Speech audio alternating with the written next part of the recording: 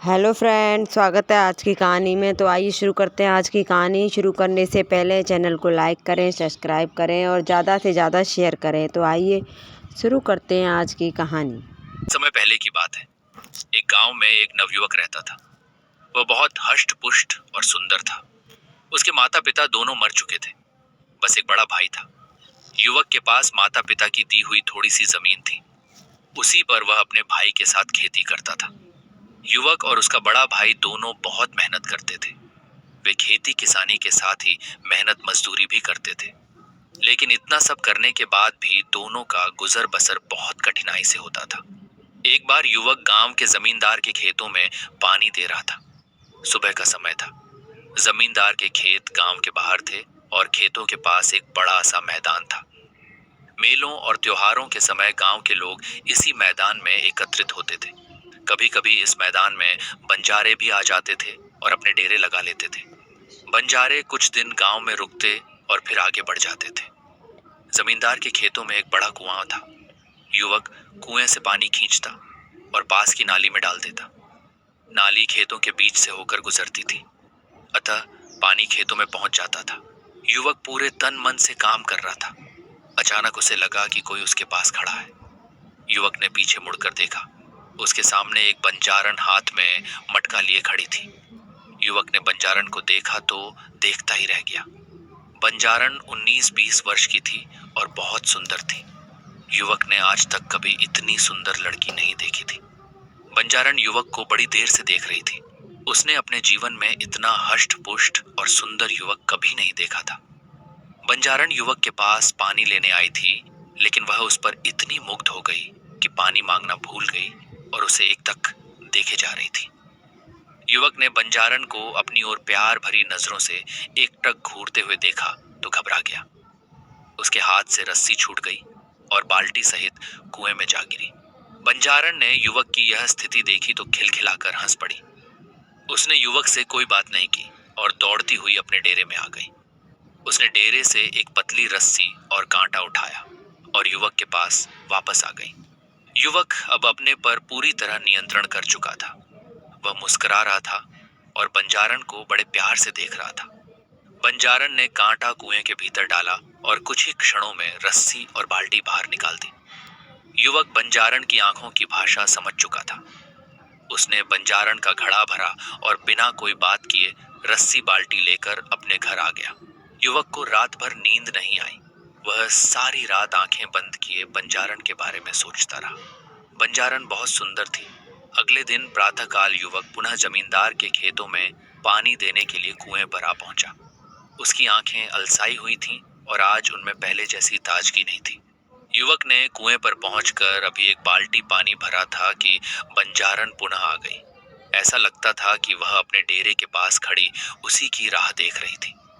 दोनों ने एक दूसरे को देखा और आंखों ही आंखों में बहुत सी बातें हो गईं। युवक के मन की बात जानने के बाद बंजारन उसे अपने डेरे में ले आई और उसे अपने बापू से मिलाया। बंजारन का बापू बहुत लालची आदमी था। उसे जब यह मालूम हुआ कि युवक एक गरीब किसान है तो उसने उसके साथ बंजारन का विवाह करने से साफ मना कर दिया। लेकिन बंजारन की मां के बहुत समझाने पर वह इस शर्त पर अपनी बेटी का विवाह करने के लिए तैयार हुआ कि ग्रामीण युवक उसे 500 चांदी के सिक्के लाकर देगा। बंजारन के बापू ने युवक से साफ साफ कह दिया कि 5 माह बाद नवदुर्गा की अष्टमी के दिन पास के मंदिर में एक पूजा कराएगा।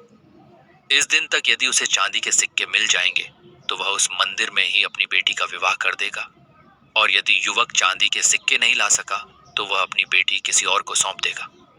युवक ने बंजारन के बापू की शर्त मान ली। वह शरीर से हृष्ट पुष्ट और मजबूत होने के साथ ही बड़ा साहसी भी था। उसे विश्वास था कि वह किसी तरह मेहनत मजदूरी करके चांदी के 500 सिक्के इकट्ठे कर लेगा। बंजारे 3 दिन गांव में रुककर चले गए। उनके साथ बंजारन भी चली गई। ग्रामीण युवक अपनी बंजारन को जाते हुए देखता रहा। बंजारन भी उसे बार बार मुड़ मुड़ कर देख रही थी। बंजारन के जाने के बाद युवक अपने घर आ गया। उसे 5 महीने में 500 चांदी के सिक्के कमाने थे। युवक ने बहुत सोच विचार किया। इतना धन उसे केवल जमींदार ही दे सकता था। अगले दिन युवक जमींदार की हवेली पहुंचा और उसने जमींदार को अपनी समस्या बताई। जमींदार ने उसकी बात बड़े ध्यान से सुनी। वह युवक को 100 सिक्के प्रतिमाह इस शर्त पर देने के लिए तैयार हो गया कि वह दिन रात जमींदार का काम करेगा और सभी तरह के काम करेगा। युवक ने जमींदार की बात मान ली और जमींदार की सेवा में लग गया। युवक बहुत मेहनती था। वह दिन भर जमींदार के खेतों में काम करता और रात को जमींदार की हवेली में आ जाता और जमींदार उसे जो भी काम देता वह करता। दिन रात मेहनत करने के बाद युवक बीमार भी पड़ा, किंतु उसने बीमारी में भी जमींदार के सभी कार्य किए। धीरे धीरे 1 महीना हो गया। युवक अपने चांदी के 100 सिक्के लेने जमींदार के पास पहुंचा, लेकिन जमींदार ने चांदी के सिक्के देने से इनकार कर दिया। उसने युवक से साफ कह दिया कि उसकी इस तरह की कोई बात उसके साथ नहीं हुई थी। युवक को क्रोध आ गया। उसने जमींदार को बहुत भला बुरा कहा और उसे उठाकर पत्थर की एक चट्टान पर पटक दिया। इससे जमींदार का सिर फट गया और वह मर गया। इसी समय जमींदार के घर वाले और उसके नौकर चाकर आ गए, लेकिन इसके पहले कि वह युवक को पकड़ पाते वह भाग निकला।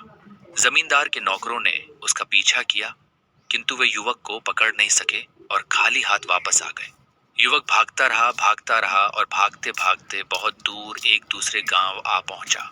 ये एक नया स्थान था। युवक को लगा कि वह यहाँ सरलता से चांदी के 500 सिक्के कमा लेगा और अपनी बंजारन को ले आएगा और यहीं बस जाएगा। उसके लिए अब गांव वापस लौटना खतरे से खाली नहीं था।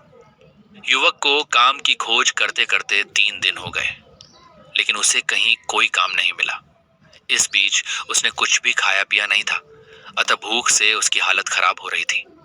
चौथे दिन प्रातः युवक एक बगीचे में बैठा हुआ कुछ सोच रहा था। इसी समय उसके पास एक सुंदर युवती आकर खड़ी हो गई और उसे देखकर मुस्कुराने लगी। युवक को लगा कि वह स्त्री उसकी कुछ सहायता करना चाहती है। उसने उसे अपने पास बैठाया और सारी बातें बता दी। सुंदर स्त्री ने युवक की बातें बड़े ध्यान से सुनी। उसने उसे सभी प्रकार से सहायता करने का विश्वास दिलाया और अपने महल में ले आई।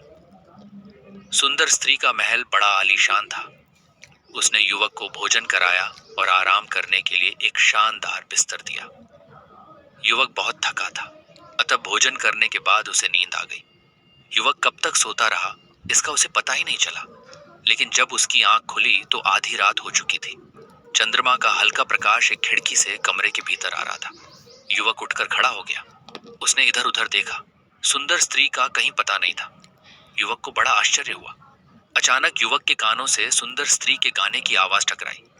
इस आवाज में गजब का आकर्षण था। युवक को ऐसा लगा कि मस्ती भरा गीत गाकर वह उसे बुला रही है। युवक अपने पर नियंत्रण नहीं रख सका और आवाज की ओर बढ़ा। कुछ कदम चलने के बाद युवक ने देखा कि भरपूर श्रृंगार की ये सुंदर स्त्री आईने के सामने खड़ी अपना रूप निहार रही है। सुंदर स्त्री ने आईने में युवक को देख लिया। वह उसकी ओर मुस्कुराते हुए बढ़ी और उससे लिपट गई। युवक की समझ में कुछ नहीं आ रहा था, फिर भी वह यह तो समझ ही गया था कि सुंदर युवती उससे क्या चाहती है। इसी समय सुंदर युवती ने उससे कहा कि यदि वह उसकी मदद करे तो वह उसे अगले दिन ही चांदी के 500 सिक्के देगी। युवक के हृदय में बंजारन बसी थी। वह किसी स्त्री का ख्वाब भी नहीं चाहता था, लेकिन अपनी बंजारन को पाने के लिए उसने सुंदर युवती की बात मान ली। अगले दिन फिर यही हुआ। युवक दिन भर सोया और आधी रात के बाद उठा। उसे सुंदर युवती 16 श्रृंगार किए प्रतीक्षा करती मिली। उसने उससे कहा कि बस वह एक और बार उसकी बात मान ले। इसके बाद वह उसे चांदी के 500 सिक्के दे देगी। धीरे धीरे 4 महीने हो गए। सुंदर स्त्री युवक को रोज आधी रात के बाद छलती और उससे अगले दिन चांदी के 500 सिक्के देने का झूठा वादा कर देती। युवक के लिए अब और प्रतीक्षा करना कठिन हो रहा था। एक रात उसने सुंदर स्त्री की बात मानने से मना कर दिया। सुंदर युवती ने उसे बहुत समझाया। उसके समझाने का जब युवक पर कोई प्रभाव नहीं पड़ा तो उसने तरह तरह की धमकियां दी। जब धमकियों का भी युवक पर असर नहीं हुआ तो वह क्रोध में आ गई और उसने रौद्र रूप धारण कर लिया। वास्तव में सुंदर युवती एक जादूगरनी थी।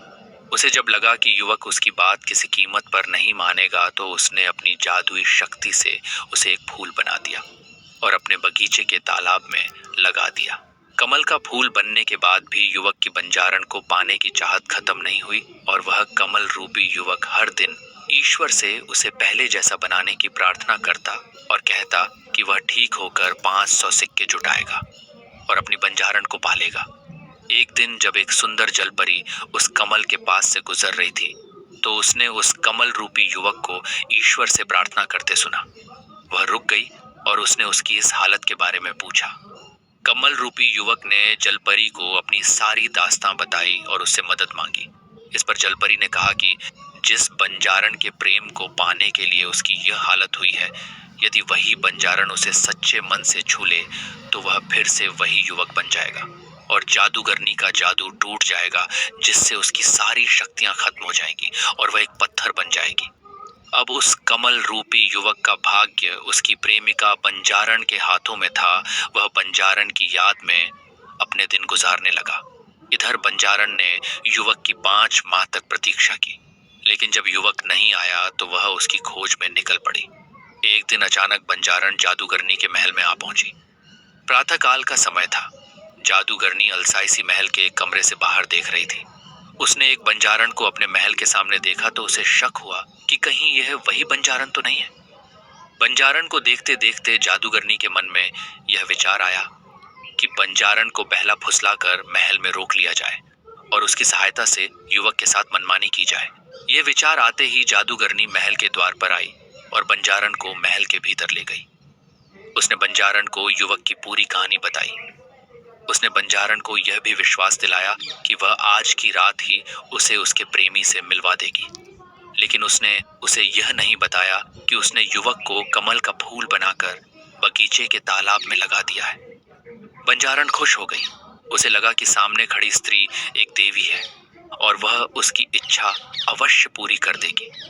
जादूगरनी ने बंजारण से दिन भर अच्छी अच्छी बातें की और उसके प्रेमी युवक की बहुत प्रशंसा की। उसे जब लगा कि बंजारण उसके जाल में पूरी तरह फंस चुकी है तो उसने बंजारण से कहा कि वह भी उस युवक को बहुत प्यार करती है, अतः दोनों को उसका प्यार बराबर बराबर मिलना चाहिए। बंजारण को जादूगरनी से ऐसी आशा नहीं थी। वह सब कुछ बांट सकती थी, लेकिन अपना प्यार नहीं बांट सकती थी। वह अपना प्यार पाने के लिए ही अपना घर बार छोड़कर आई थी। जादूगरनी ने बंजारण को समझाने का बहुत प्रयास किया, किंतु बंजारण नहीं मानी और भड़क उठी। जादूगरनी को भी क्रोध आ गया। उसने अपने जादू से बंजारण को एक कीड़ा बना दिया। बंजारण को सब समझते देर नहीं लगी, लेकिन अब बहुत देर हो चुकी थी। फिर भी वह खिड़की के रास्ते महल के बाहर आ गई। इसी समय कीड़ा बनी बंजारण के कानों से उसके प्रेमी युवक की आवाज टकराई। ये आवाज उसे अपने पास बुला रही थी। बंजारण ने इधर उधर देखा। ये आवाज महल के तालाब में खिल रहे एक कमल से आ रही थी। बंजारण की समझ में सब आ गया। जादूगरनी ने उसके प्रेमी को कमल बना दिया था। कीड़ा बनी बंजारण युवक के पास पहुंचने के लिए तालाब की ओर बढ़ी। जादूगरनी की दृष्टि ने उसे रोकने की कोशिश की, लेकिन वह बच निकली। जादूगरनी क्रोधित हो उठी और बंजारण के पीछे दौड़ी। जैसे ही वह बंजारण को पकड़ने के लिए झपटी कीड़ा बनी, बंजारण कमल पर जा बैठी। कीड़े के बैठते ही जादूगरनी का जादू टूट गया और कमल तालाब में समा गया। तभी तालाब से एक रोशनी प्रज्वलित हुई। देखते ही देखते कमल और कीड़ा युवक और बंजारण के रूप में आ गए। बंजारण जादूगरनी के जादू को नष्ट करने में सफल रही। जादूगरनी की शक्तियां अब पूरी तरह खत्म हो चुकी थीं। वह एक छोटे से पत्थर में तब्दील हो गई और उसी तालाब में गिरकर उसकी गहराई में समा गई। युवक और बंजारण ने एक दूसरे को खोकर फिर से पा लिया। दोनों ने एक दूसरे को गले लगाकर एक साथ बगीचे के तालाब के किनारे अपनी नई जिंदगी शुरू की। इस तरह प्यार और संघर्ष की यह कहानी अपने खूबसूरत अंजाम तक पहुंचती है और दोनों अपने प्रेम के साथ एक खुशहाल जीवन बिताने लगे।